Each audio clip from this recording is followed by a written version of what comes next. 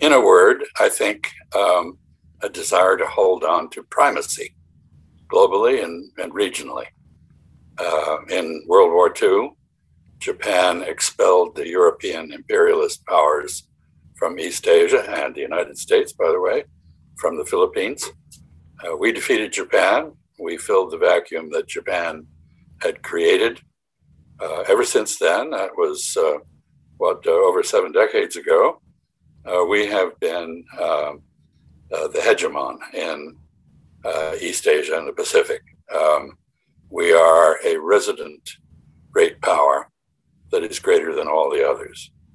Now our status is being challenged by the return of China to wealth and power, and the movement of our partners, whether they are formal allies or simply friends, to accommodate the rise of China in their own interest. So this is the first factor. I think a second factor is the ideological one that you mentioned. For some reason, many Americans appear to believe that until the entire world is converted to our version of ideology, human rights, democracy, whatever you want to call it, we are threatened. So that is the existential threat. That is the difference of the Chinese from us and their unwillingness, apparently, to cease being Chinese. So we have a problem.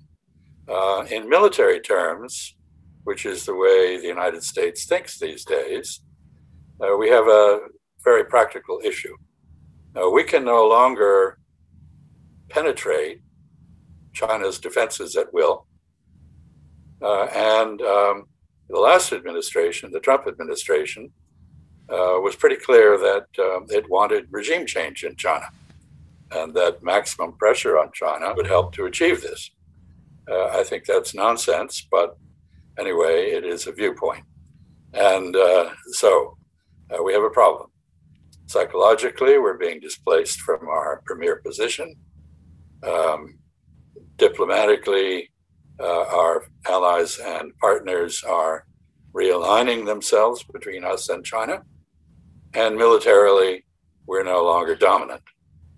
We have a final issue, which is that in 1950, 2 days after Kim Il-sung invaded South Korea in an effort to reunite Koreans under his rule, we interpreted that, of course, at the time as a coordinated effort within the so-called Sino-Soviet bloc to extend its reach beyond the post-World War II armistice lines. And we reacted by putting the Seventh Fleet into the Taiwan Strait in order to prevent either Chiang Kai-shek, who had fled to Taiwan after his defeat on the mainland, or Mao Zedong, who was planning to invade Taiwan, from moving militarily and thus widening the conflict. That intervention suspended but did not end the Chinese Civil War, which has gone through various phases.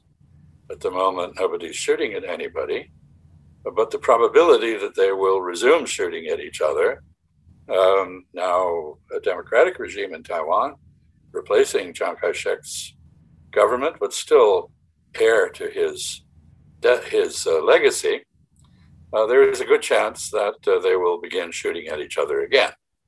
And if they do, there are grave doubts about the ability of the United States to defend Taiwan.